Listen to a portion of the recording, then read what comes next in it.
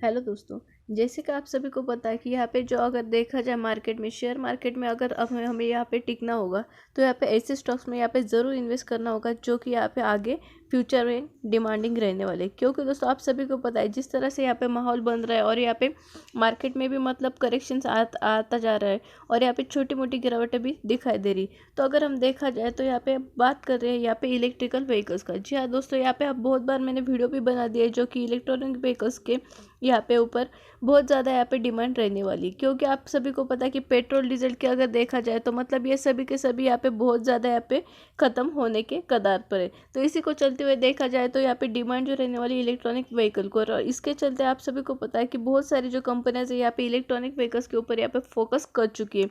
जिसका एग्जाम्पल मैंने आपको ये भी बताया था कि मतलब फॉरेन बेस्ड कंपनी जो टेस्ला है वो भी यहाँ पे इंडिया में आने की कोशिश कर रही है, सिर्फ और सिर्फ किसके लिए दोस्तों, इलेक्ट्रॉनिक व्हीकल्स को फोकस करने के लिए। क्योंकि सभी को पता चल चुका है कि यहाँ पे मार्केट जो रहने रहा है इलेक्ट्रॉनिक व्हीकल्स का, तो इसलिए हम भी यहाँ पे इलेक्ट्रॉनिक व्हीकल्स के ऊपर ही यहाँ पे फोकस रखने वाले। तो दोस्तों हमारी जो आज की कंपनी यहाँ पे इसकी खासियत ये है कि यहाँ पे खुद के प्रमोटर्स ने अपनी होल्डिंग पिछले क्वार्टर से यहाँ पे बढ़ा दी है।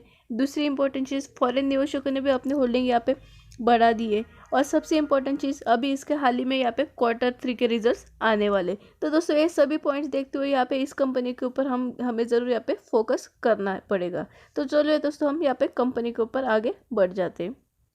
तो दोस्तों सबसे पहले मैं आपको यहाँ पे लेकर आई हूँ बैलेंस शीट के ऊपर। जी हाँ दोस्तों, बैलेंस शीट किसी भी कंपनी की सबसे इंपॉर्टेंट पार्ट हो रहता है। जब भी हम किसी भी कंपनी के बारे में इन्वेस्टमेंट का सोचते हैं तो बैलेंस शीट बहुत ही ज़रूरी रहती है। क्योंकि कंपनी की बैलेंस शीट अगर अच्छी होगी, मतलब फंडामेंटल्स अगर अच्छे होंगे, तो ज़रूर यहाँ पे कंपनी के यहाँ पे आगे पोटेंशियल रहेंगे ग्रोथ के। तो चलिए हम बैलेंस शीट देख लेते हैं। जैसे आप यहाँ पे देख रहे हो दोस्तों, शेयर कैपिटल की अगर बात की जाए, मतलब पिछले तीनों क्वार्टर्स की अगर यहाँ पे कंपैरिजन की जाए तो शेयर कैपिटल यहाँ पे बढ़ता हुआ नजर आ रहा है। मतलब यहाँ पे फर्स्ट पॉइंट तो अच्छा है। सेकंड चीज़ जो है यहाँ पे रिजर्व्स भी आप देख सकते हो, तीनों ही क्वार्टर में अगर देखा जाए तो लगातार यहाँ पे बढ़ते हुए नजर आ रहे। और लास्ट चीज़ अगर देखा जाए तो बोरोइंग आप देख सकते हो, मतलब खर्चे कंपनी के पास। तो यहाँ पे कंपनी यहाँ पे लास्ट क्वार्टर में अगर देखा जाए अभी, तो यहाँ पे कंपनी ने अपना खर्चा कम करते हुए नजर आ रही। तो मतलब ये तीसरी चीज़ भी बहुत अच्छी ही दिखाई दे रही है।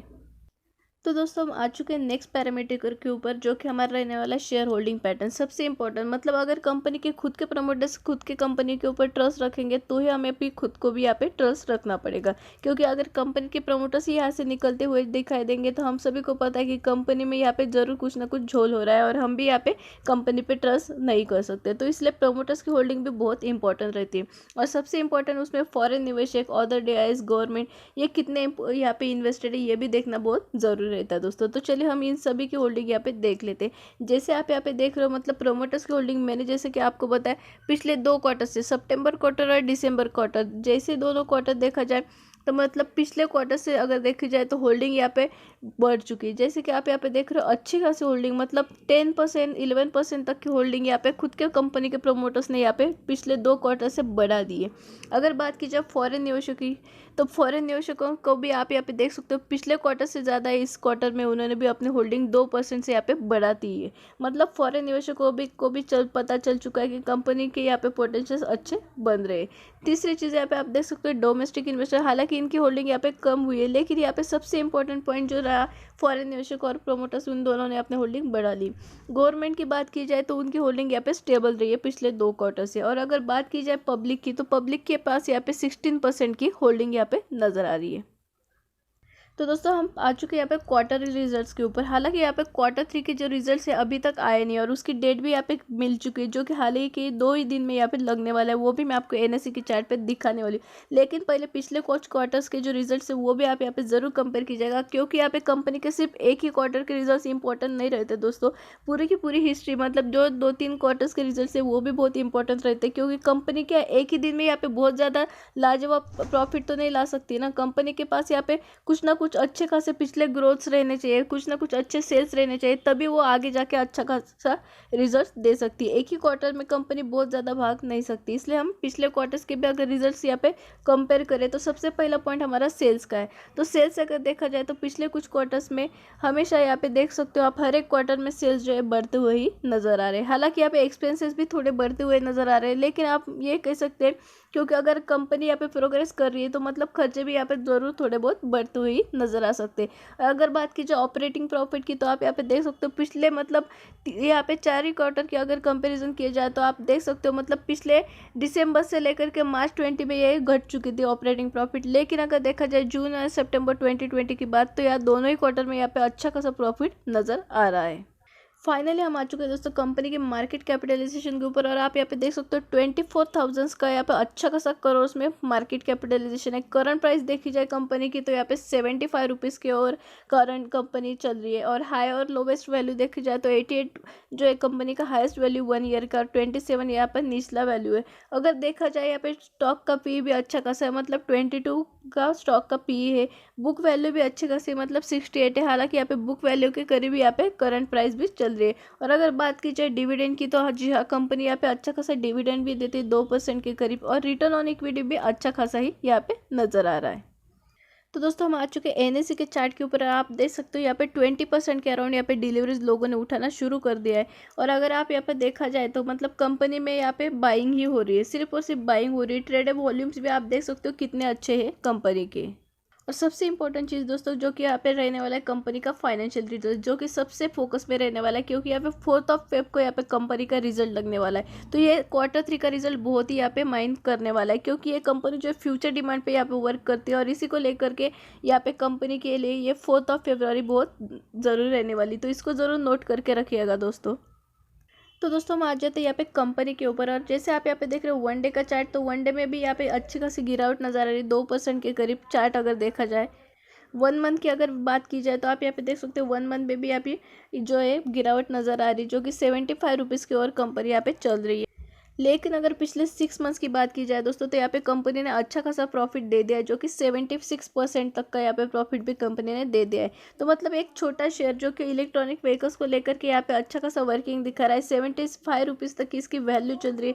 और 6 मंथ्स में इसने अच्छा खासा 76 रुपीज़ तक का यहाँ पे परसेंटेज में जो रिटर्न्स भी दे दिए हैं।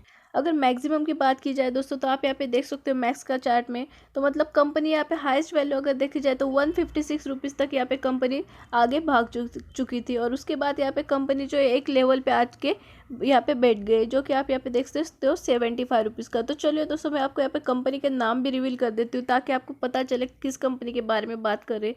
तो हम बात करें यहाँ पे दोस्तों टाटा पावर। जी हाँ दोस्तों, सबसे इंपॉर्टेंट चीज़ टाटा पावर रहने वाली। तो आपके दिमाग में एक चीज़ रहने वाली है कि इलेक्ट्रॉनिक व्हीकल्स का और टाटा पावर का क्या यहाँ पे जो भी रिलेशन है। तो दोस्तों एक बात बताना चाहती हूँ, अगर इलेक्ट्रॉनिक व्हीकल्स यहाँ पे आने वाले हैं, तो इलेक्ट्रॉनिक व्हीकल्स को सबसे इंपॉर्टेंट चीज़ जो रखने वाली है वो रहने वाला है दोस्तों पावर स्टेशन। मतलब कंपनी अगर यहाँ पे इलेक्ट्रॉनिक व्हीकल्स के कार्स अगर या फिर 2 व्हीलर्स या फिर 4 व्हीलर्स जो भी यहाँ पे आने वाले व्हीकल्स, तो उनके लिए सबसे इंपॉर्टेंट जो रहने वाली इलेक्ट्रिसिटी जो व्हीकल्स को यहाँ पे दौड़ाएंगी, तो उसके लिए क्या लगेगा दोस्तों, पावर स्टेशन। तो पावर स्टेशन जो है यहाँ पे बहुत ज़्यादा मतलब अगर चर्चे वाला नाम है किस कंपनी को यहाँ पे कॉन्ट्रैक्ट मिल सकता है पावर स्टेशन को लेकर के, तो है टाटा पावर। जी हाँ दोस्तों, क्योंकि टाटा पावर ही एक ऐसी कंपनी जो कि यहाँ पे electricity transmission, generation and distribution तीनों ही चीज़ों में यहाँ पे वर्क करती है। तो इसलिए टाटा पावर का नाम यहाँ पे तीनों चीज़ों के लिए बहुत ज़्यादा सामने आता है।